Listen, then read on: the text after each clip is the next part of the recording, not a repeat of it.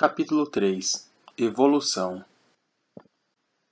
As ciências se desenvolveram em uma ordem inversa ao que possivelmente tenha sido imaginado. Primeiramente foi trazido sob o domínio da lei o que estava distante de nós, e depois, gradualmente, o que ficava mais próximo. Primeiro o céu, depois a terra, a vida animal e vegetal, então o corpo humano, e por último, até agora muito imperfeitamente, a mente humana. Não há nada de inexplicável nisto. A familiaridade com os detalhes torna difícil a visualização de padrões amplos. Os contornos das estradas romanas são mais facilmente determinados do alto de um avião do que do solo. Os amigos de um homem o conhecem melhor do que ele próprio. Num certo ponto da conversa, podem prever a extraordinária inevitabilidade de uma de suas anedotas favoritas, enquanto ele mesmo julga estar agindo num impulso espontâneo, de forma alguma sujeito a qualquer lei. O conhecimento minucioso, originado da experiência da familiaridade, não é a fonte mais fácil para o tipo de conhecimento generalizado que a ciência busca.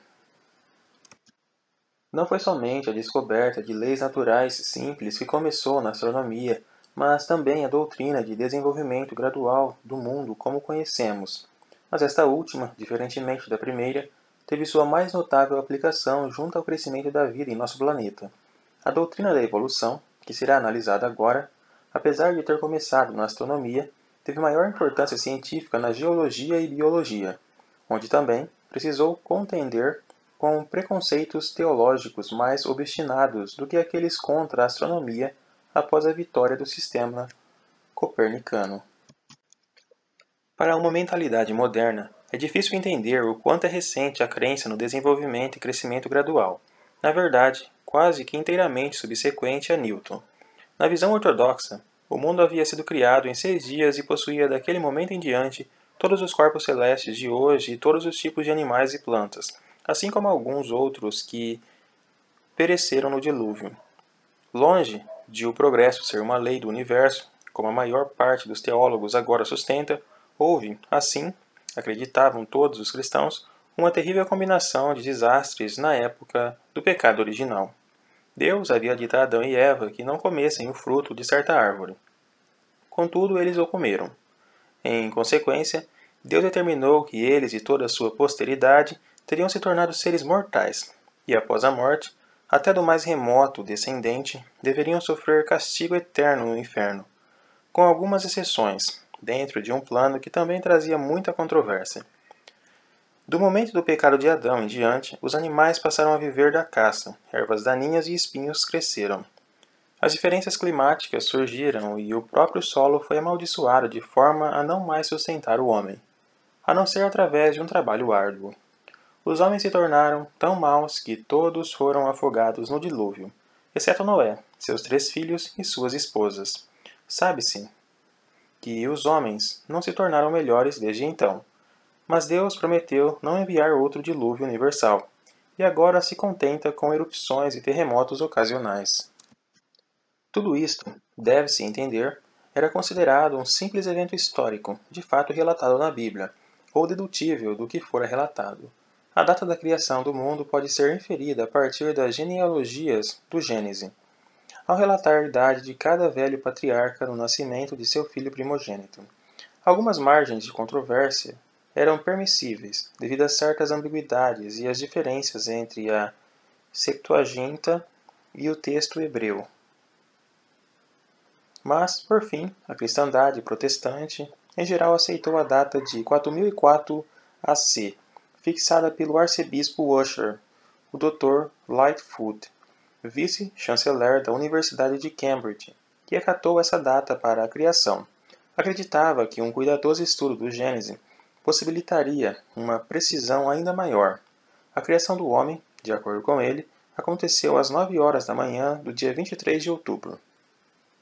Isto, entretanto, nunca foi objeto de fé, e pode-se acreditar, sem correr o risco de heresia, que Adão e Eva vieram à existência em 16 de outubro ou 30 de outubro, contanto que as razões sejam provenientes do Gênese. O dia da semana, como todos sabem, foi sexta-feira, já que Deus descansou no sábado. Esperava-se que a ciência ficasse concentrada dentro desta estrutura limitada, e aqueles que pensavam que 6.000 anos significava muito pouco para a existência do universo visível, estes estavam subjugados à difamação. Não podiam mais ser queimados ou irem para a prisão, mas os teólogos faziam o possível para lhes causar transtornos e impedir a disseminação de suas doutrinas. O trabalho de Newton com o sistema copernicano, já aceito, nada fez para desequilibrar a ortodoxia religiosa. Ele próprio fora um homem profundamente religioso que acreditava na inspiração verbal da Bíblia. Seu universo não era aquele em que havia desenvolvimento e, pelo que parecia em seus ensinamentos, bem que poderia ter sido criado de uma só vez. Para determinar as causas para as velocidades tangenciais dos planetas que impedem que estes caiam no Sol, ele supôs que inicialmente haviam sido empurrados pela mão de Deus, o que tinha acontecido desde a introdução da lei da gravidade. É verdade que, numa carta particular a Bentley, Newton sugeriu uma forma na qual o sistema solar poderia ter se desenvolvido a partir de uma distribuição primitiva, quase que uniforme da matéria. Porém, de acordo com suas declarações oficiais e públicas, parecia favorecer uma criação súbita do Sol e planetas, como os conhecemos, sem deixar margem para a evolução cósmica.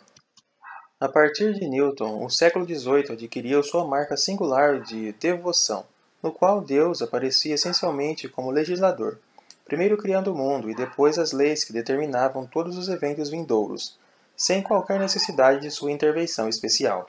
Os ortodoxos permitiam exceções, havia os milagres associados à religião, mas para os deístas tudo, sem exceção, era regulado pela lei natural. Ambas as visões podem ser encontradas no Ensaio sobre o Homem de Alexandre Pope. Assim ele diz em uma das passagens. O primeiro princípio do Criador. Atos não parciais, mas por leis gerais, exceções raras. Porém, quando as exigências da ortodoxia são esquecidas, as exceções desaparecem. Da cadeia da natureza, qualquer elo que se quebrar, 10 ou 10.000 quebras da cadeia irá provocar. E se cada sistema em gradação rola, similarmente, essencial ao maravilhoso todo, o diminuto distúrbio, não só em um, mas em tudo, de um amiúdo sistema, o todo de uma vez declina. Se a Terra ficar orbitando ao léu, sem leis, sóis e planetas pelo céu, se as esferas dos anjos reinantes oscilarem, os seres e os mundos vão naufragar. As bases todas do céu ao centro se inclinam. Ao trono de Deus, a natureza se dobra. O reinado da lei, como concebido na época da rainha Anne, está associado à estabilidade política e à crença de que a era de revoluções já havia passado. Quando o homem novamente começou a desejar mudanças, sua concepção da atividade da lei natural se tornou menos estática. A primeira tentativa louvável de se construir uma teoria científica do desenvolvimento do Sol, dos planetas e das estrelas foi feita por Kant em 1755, um livro chamado A História Natural Geral e a Teoria do Céu, ou Investigação da Constituição e a Origem Mecânica da Estrutura Total do Universo, tratada de acordo com os princípios newtonianos. Este é um trabalho extraordinário que, em certos aspectos, antecipa os resultados da astronomia moderna. Começa relatando que todas as estrelas visíveis ao olho nu pertencem a um sistema, ou seja, a Via Láctea, ou galáxia. Todas estas estrelas estão praticamente em um plano e Kant afirma que elas possuem uma unidade não diferente daquela do sistema solar.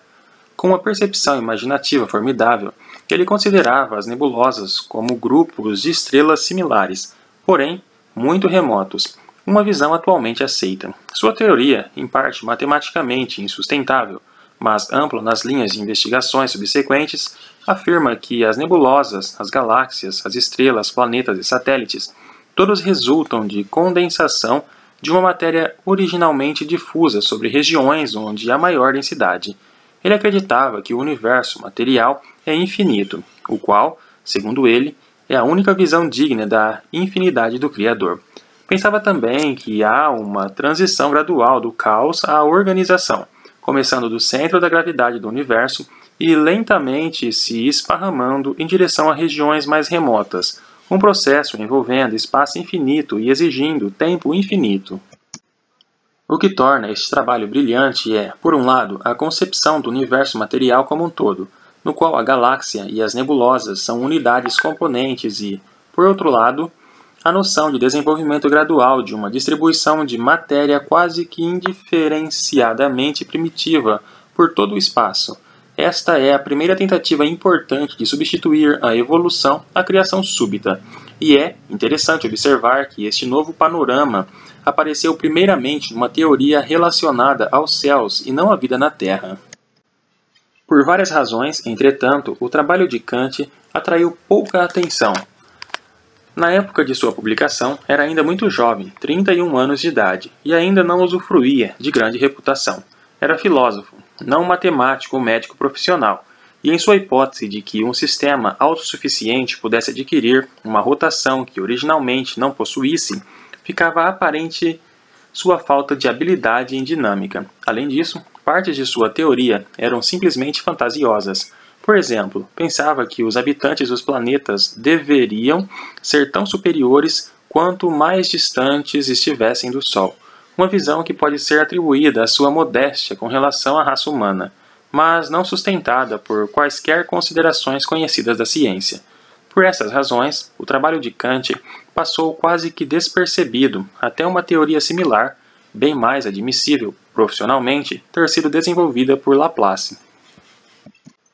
A famosa teoria nebular de Laplace foi primeiramente publicada em 1796 em sua obra Exposição do Sistema do Mundo, aparentemente em completo desconhecimento do que Kant já havia antecipado. Para ele, nada mais era do que uma hipótese apresentada em uma observação, com a suspeita a qual deve ser ocasionada por tudo que não seja o resultado de observação ou cálculo. Mas, apesar de atualmente superada, dominou as especulações por um século. Ele defendia que o que agora é o sistema do Sol e dos planetas foi originalmente uma única nebulosa difusa que gradualmente se contraiu, e em consequência girou mais rápido, que a força centrífuga fez com que a massa gasosa se desprendesse, dando origem aos planetas, e que o mesmo processo, repetidamente, fez surgir o satélite dos planetas. Como viveu na época da Revolução Francesa, foi um livre pensador e desprezou completamente o criacionismo. Quando Napoleão, que considerava que a crença num monarca divino encorajava o respeito pelos monarcas da Terra, observou que o belo trabalho de Laplace em mecânica celestial não mencionava Deus, o astrônomo replicou: Majestade, não tenho necessidade desta hipótese. O mundo teológico estava, é claro, atormentado, mas sua antipatia por Laplace fundia-se com seu horror ao ateísmo e crueldade geral da França revolucionária. E, em todo caso, as batalhas com os astrônomos eram consideradas temerárias. O desenvolvimento de uma visão científica na geologia estava, em certo aspecto, num sentido contrário ao da astronomia. Na astronomia, a crença de que os corpos celestiais eram imutáveis foi substituída pela teoria de desenvolvimento gradual. Porém, na geologia, enquanto a ciência avançava, a crença num período anterior de rápidas e catastróficas mudanças foi substituída pela crença de que as mudanças sempre haviam sido muito lentas. Primeiramente, pensava-se que a história completa da Terra tinha que ser resumida em aproximadamente 6.000 anos, devido às evidências fornecidas pelas rochas sedimentárias e depósitos de lavas, etc. Foi necessário considerar, a fim de se enquadrar na escola do tempo, que as ocorrências catastróficas foram comuns no passado. O tempo de atraso na geologia em relação à astronomia no desenvolvimento científico pôde ser observado, considerando sua condição na época de Newton. Assim, Woodward, em 1695, explicou as rochas sedimentárias supondo que o globo terrestre inteiro tenha sido fragmentado e dissolvido no dilúvio, e os estratos tenham se assentado a partir dessa massa indiscriminada, como qualquer outro sedimento da Terra que se deposita a partir de um fluido. Ele afirmou, segundo Lyell, que toda a massa de estratos fossilíferos contida na crosta da Terra foi assentada em alguns meses. 14 anos antes, em 1681, o reverendo Thomas Burnet, que veio a ser o mestre de Charterhouse, publicou sua obra, Sagrada Teoria da Terra, contendo um relato da origem da Terra e de todas as mudanças por quais passou ou vai passar até a consumação de todas as coisas. Ele acreditava que o Equador estava no plano da órbita eclíptica do Sol até o dilúvio, mas depois foi empurrado para sua atual posição oblíqua. A visão mais teologicamente correta é a de Milton, que alega que essa mudança ocorreu na época do pecado original. Ele acreditava que o calor do Sol havia rachado a Terra, permitindo que as águas emergissem de um reservatório subterrâneo, causando assim o dilúvio. Um segundo período de caos, ele dizia, pronunciava o milênio. Seus pensamentos deveriam, contudo, ser recebidos com cautela, já que ele não acreditava no castigo eterno. Ainda mais terrível, considerava o pecado original como uma alegoria. Assim, conforme a Enciclopédia Britânica, o rei foi obrigado a afastá-lo do posto de confiança. Seu erro em relação ao Equador e também seus outros erros foram esquivados por Wheatstone, cujo livro, publicado em 1696, foi chamado Uma Nova Teoria da Terra, em que a criação do mundo em 6 dias, o dilúvio universal e a conflagração geral, como apresentado nas Sagradas Escrituras, são mostrados para serem perfeitamente condizentes com a racionalidade e a filosofia. Este livro foi parcialmente inspirado pelo cometa de 1680, que o levou a pensar que um cometa pudesse ter causado o dilúvio. Sua ortodoxia era duvidosa em um ponto. Pensava que os 6 dias da criação fossem na verdade mais longos que os dias comuns. Não devemos imaginar que Woodward Burnet e Wheatstone foram inferiores aos outros geólogos daquela época. Ao contrário, foram os melhores geólogos de seu tempo, e Wheatstone, pelo menos, era altamente considerado por Locke. O século XVIII foi bastante tomado pela controvérsia entre duas escolas, os netunistas, que atribuíam quase tudo à água, e os vulcanistas, que igualmente valorizavam vulcões e terremotos. O primeiro grupo, que vivia recolhendo evidências do dilúvio, deu grande ênfase aos fósseis marinhos encontrados em grandes altitudes nas montanhas. Eram os mais ortodoxos e, por conseguinte, os inimigos da ortodoxia tentaram negar que os fósseis fossem restos genuínos de animais. Voltaire foi especialmente cético e, quando não pôde mais negar sua origem orgânica, afirmou que haviam sido deixados por peregrinos. Neste caso, o livre pensamento dogmático se mostrou até mais não científico do que a ortodoxia. Buffon, o grande naturalista em sua História Natural, em 1749, defendia 14 proposições condenadas pela Faculdade Teológica de Sorbonne, em Paris, como repreensíveis e contrárias à crença da Igreja. Uma destas, que se referia à geologia afirmativa, que as montanhas e vales atuais da Terra são resultado de causas secundárias e que as mesmas causas destruirão a seu tempo todos os continentes, morros e vales, e reproduzirão outros semelhantes. Aqui, por causas secundárias, entende-se todas as causas, exceto aquelas com base nas sanções de Deus. Assim, em 1749, foi necessário para a ortodoxia acreditar que o mundo foi criado com os mesmos morros e vales e com a mesma distribuição de terras e mar, como atualmente, exceto onde, como no caso do Mar Morto, uma mudança tivesse sido ocasionada por milagre. Buffon não julgava apropriado entrar em controvérsia com Sorbonne. Ele se retratou e foi obrigado a publicar a seguinte confissão: declaro que não tive intenção de contradizer o texto das Escrituras, que acredito firmemente em tudo relacionado à criação, tanto em ordem de tempo como também em evidência dos fatos, rejeito tudo em meu livro a respeito da formação da Terra e, em geral, tudo o que possa ser contrário à narração de Moisés.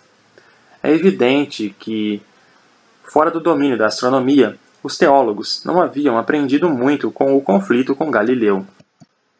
O primeiro escritor a apresentar uma visão científica moderna em geologia foi Hutton, cuja teoria da Terra foi foi primeiramente publicada em 1788 e de forma expandida em 1795.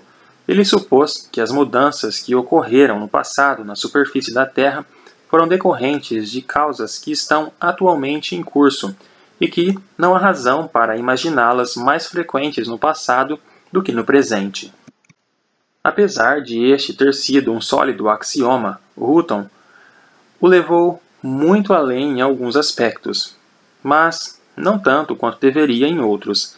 Ele atribuiu o desaparecimento dos continentes à denudação, com o consequente depósito de sedimento no fundo do mar. Mas, quanto ao surgimento de novos continentes, ele atribuiu a convulsões violentas. Não reconheceu suficientemente o afundamento súbito da Terra ou seu surgimento gradual. Porém, desde então, todos os geólogos científicos concordaram com seu método geral de interpretar o passado através do presente e de atribuir as vastas mudanças que haviam ocorrido durante o tempo geológico às muitas causas que agora são observadas, alterando lentamente as linhas costeiras, aumentando ou diminuindo a altura das montanhas e elevando ou abaixando as plataformas oceânicas. Em épocas anteriores, o que impediu os homens de adotar este ponto de vista era principalmente a cronologia de Moisés, e os que apoiavam Gênese empreenderam ataques veementes a Hutton e seu discípulo Playfair. O sentimento partidário, diz Lyell, incitado contra as doutrinas huttonianas e a franca desconsideração pela imparcialidade e moderação na controvérsia dificilmente serão reconhecidos pelo leitor, a menos que ele se lembre de que naquele tempo a mentalidade do público inglês estava sob um estado de efervescência. Uma classe de escritores na França trabalhou ativamente por muitos anos para diminuir a influência do clero, enfraquecendo as bases da fé cristã, e o seu sucesso e as consequências da Revolução alarmaram até as mentes mais resolutas, enquanto a imaginação dos mais tímidos era continuamente assombrada pelo horror da inovação, como se fosse o fantasma de algum pesadelo. Por volta de 1795, quase todas as pessoas abastadas na Inglaterra viam em cada doutrina que não fosse bíblica um ataque à propriedade, uma ameaça à guilhotina. Por muitos anos, a opinião britânica foi bem menos liberal do que antes da Revolução. O progresso que se seguiu da geologia está atrelado ao da biologia, devido ao grande número de formas distintas de vida, das quais os fósseis guardam registro. Quanto à antiguidade do mundo, a geologia e a teologia poderiam concordar que os 6 dias deveriam ser interpretados como 6 períodos, mas, com relação à vida animal, a teologia tinha uma série de visões bem definidas, muito difíceis de conciliar com a ciência.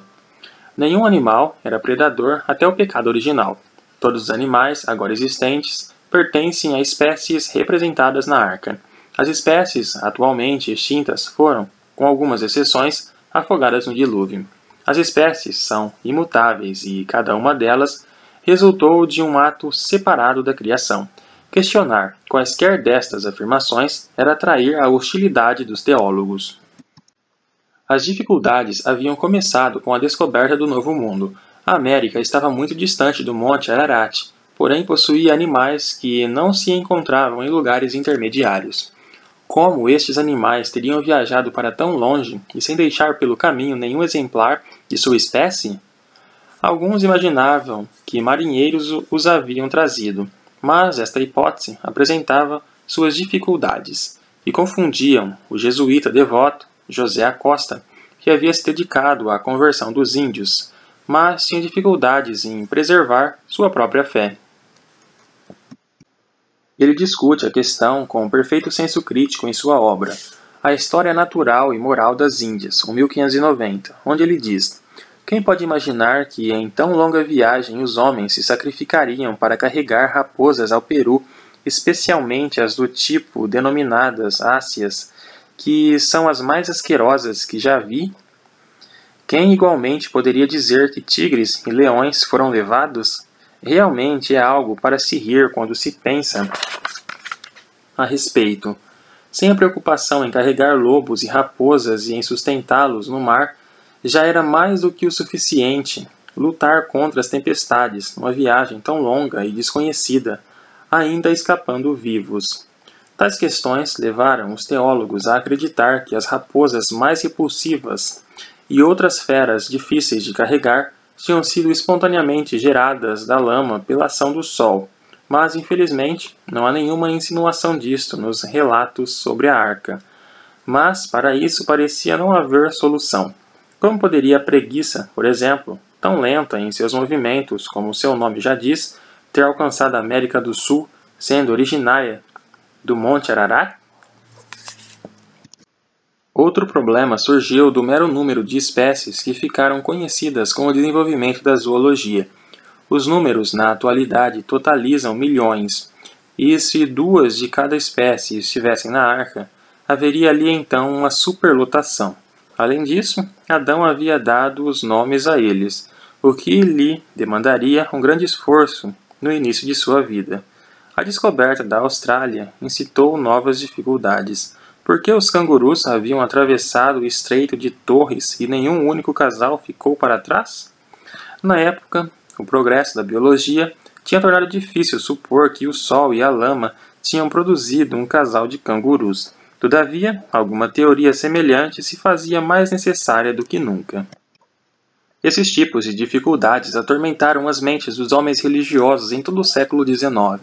Leia, por exemplo, um pequeno livro chamado A Teologia dos Geólogos, como exemplificado nos casos de Hugh Miller, e outros por William Gillespie, autor do A Necessária Existência de Deus, etc., etc., etc. Este livro, escrito por um teólogo escocês, foi publicado em 1859, no ano em que a origem das espécies de Darwin apareceu. São relatados os terríveis postulados dos geólogos, acusando-os de afrontar os temerosos numa contemplação temerária e ofensiva. A questão principal com a qual o autor se preocupa é aquela que Hugh Miller levantou em Testemunho das Rochas, em que afirma que, em eras inenarráveis, antes que um homem tivesse pecado ou sofrido, a criação animal exibia exatamente seu presente estado de guerra.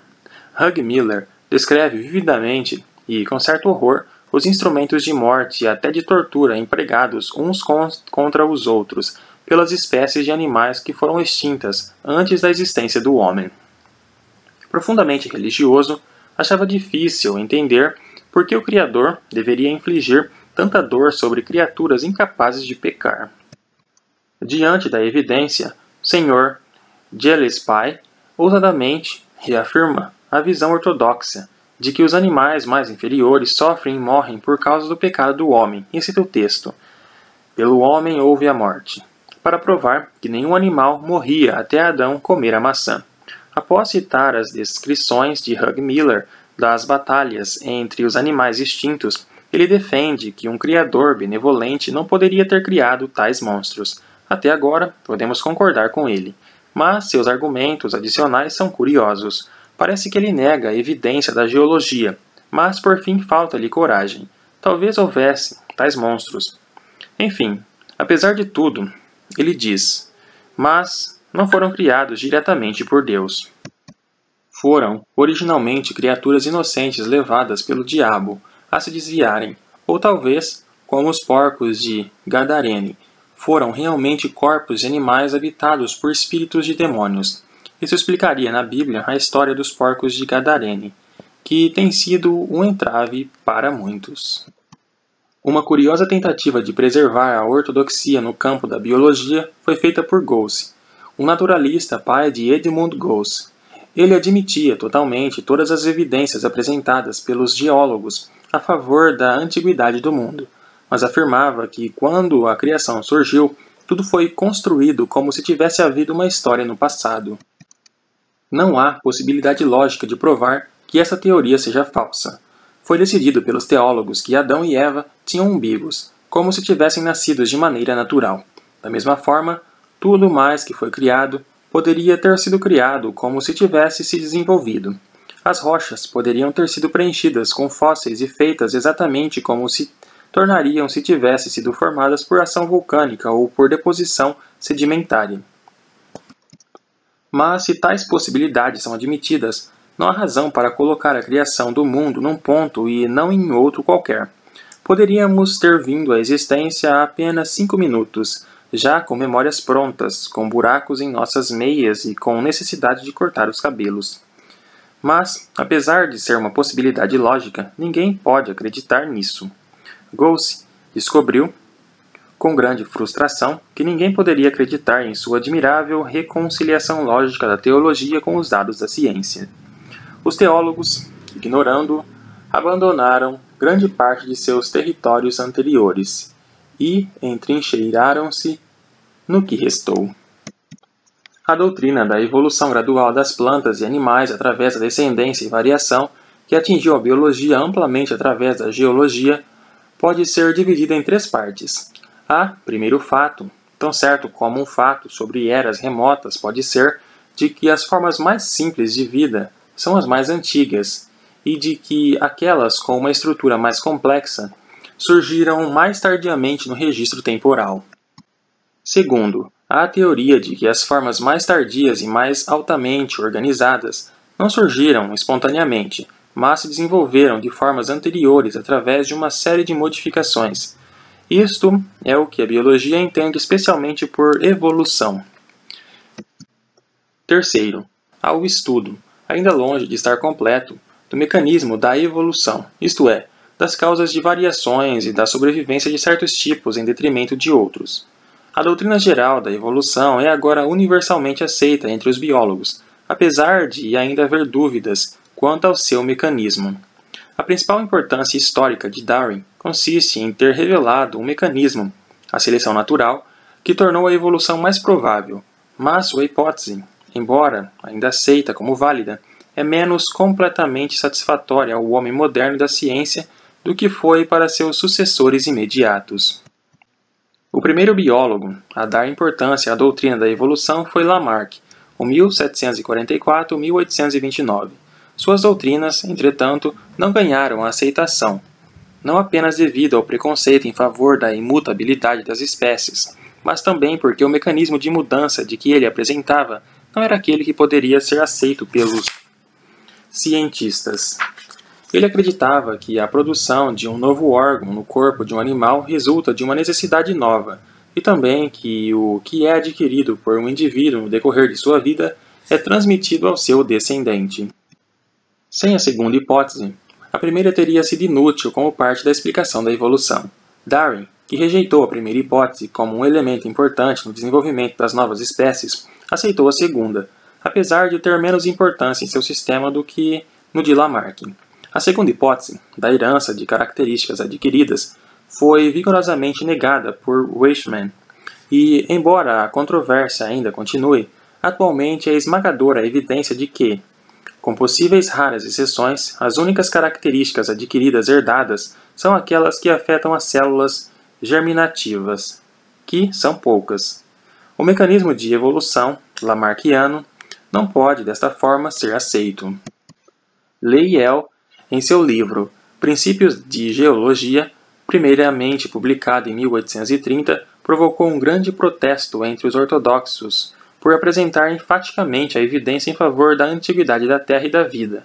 Contudo, em suas primeiras edições, não era favorável à hipótese da evolução orgânica. Apresentava também um estudo detalhado das teorias de Lamarck, as quais foram refutadas com base em boas premissas científicas. Em edições posteriores, publicadas após o aparecimento da Origem das Espécies de Darwin, 1859, a teoria da evolução é cautelosamente favorecida. A teoria de Darwin foi essencialmente uma extensão ao mundo animal e vegetal da economia de não-intervenção, laissez-faire, aventada pela teoria populacional de Malthus. Todos os seres vivos se reproduzem tão rapidamente que a maior parte de cada geração deve morrer sem ter atingido a idade de deixar descendentes. Uma fêmea do bacalhau põe aproximadamente 9 milhões de ovos por ano. Se todos chegassem à maturidade e produzissem outros bacalhaus, o mar, em poucos anos, seria somente bacalhaus, enquanto a terra seria coberta por um novo dilúvio.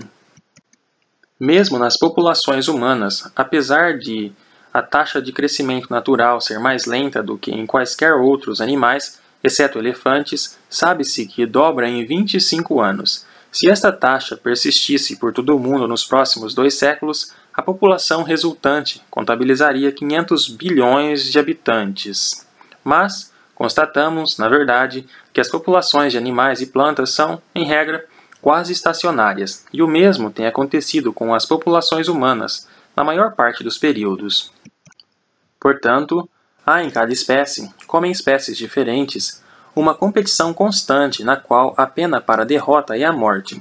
Entende-se que, se alguns membros de uma espécie diferem de outros em relação a qualquer aspecto que lhe confira alguma vantagem, estes tendem a ter mais chances de sobrevivência.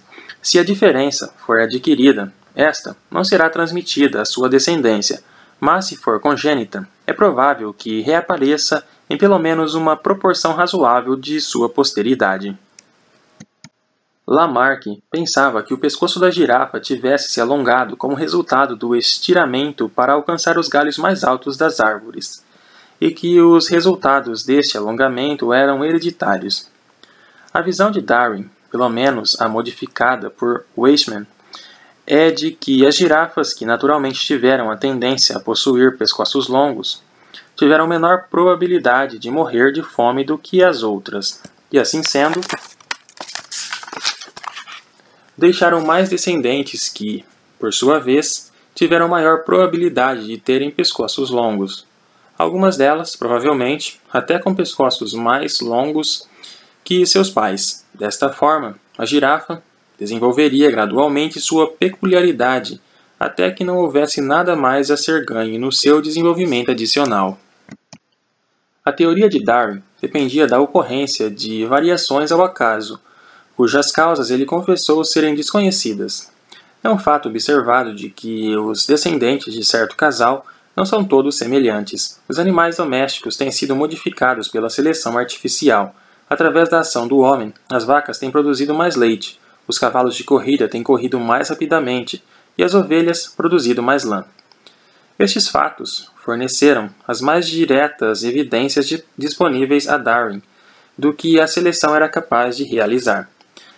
É verdade que os criadores não podem transformar um peixe num marsupial ou um marsupial num macaco. Porém, segundo os geólogos, grandes mudanças como estas podem ocorrer durante períodos incontáveis. Ademais, havia em muitos casos a evidência de ancestralidade comum. Os fósseis mostravam que animais intermediários entre espécies amplamente separados do presente tinham existido no passado. O pterodátilo, por exemplo, era metade pássaro e metade réptil. Os embriologistas descobriram que, no decorrer do desenvolvimento, animais imaturos repetem formas mais primitivas. O feto de um mamífero, em certo estágio, possui os rudimentos das guelras do peixe, que são totalmente inúteis e dificilmente explicadas, exceto com uma recapitulação de sua história ancestral. Muitas linhas distintas de argumentação foram combinadas para convencer os biólogos, tanto do fato da evolução quanto da seleção natural constituir o principal agente pela qual foi ocasionada. O darwinismo foi um golpe tão intenso na teologia quanto o copernicanismo. Não era apenas necessário abandonar a fixidez das espécies e os vários atos separados da criação que Gênese parecia impor.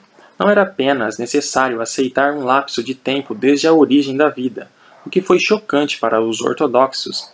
Não era apenas necessário abandonar inúmeros argumentos em benefício da providência, derivados da requintada adaptação de animais e seus ambientes, o que hoje é explicado como seleção natural. Mas, pior do que tudo isso, os evolucionistas ousaram afirmar que o homem descendia de animais inferiores.